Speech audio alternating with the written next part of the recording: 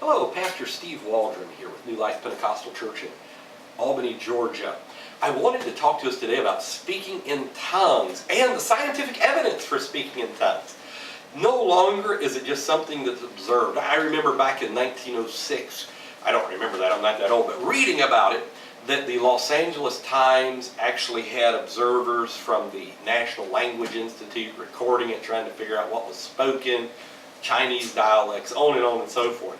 But now, in our modern day, they have gone into the science of speaking in tongues. Especially one particular scientific study from the University of Pennsylvania, there's been one in South Africa, other places, that's gotten a lot of headlines. I know it was on Nightline on ABC. You can watch that on YouTube. It was also in the New York Times. It's been in other publications, Charisma News.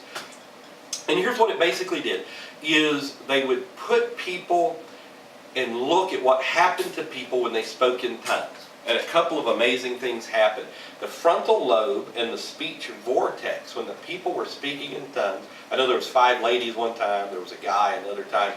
When they were speaking in tongues, the frontal cortex and the language center of the brain were silent, which proves conclusively it was the Spirit of God speaking through them.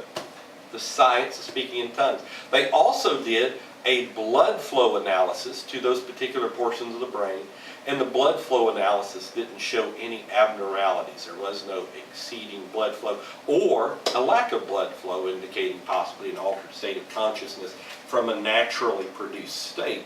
So it's science. I know of a church in Michigan that some of the scientists went there, began to put the people, see what happened when they began to speak in tongues, had the same results. It happened in South Africa to some folks as well. So speaking in tongues is scientifically verifiable.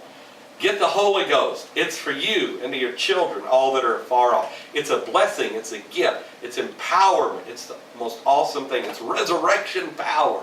Get the Holy Ghost. Science has now shown it is valid. God bless you.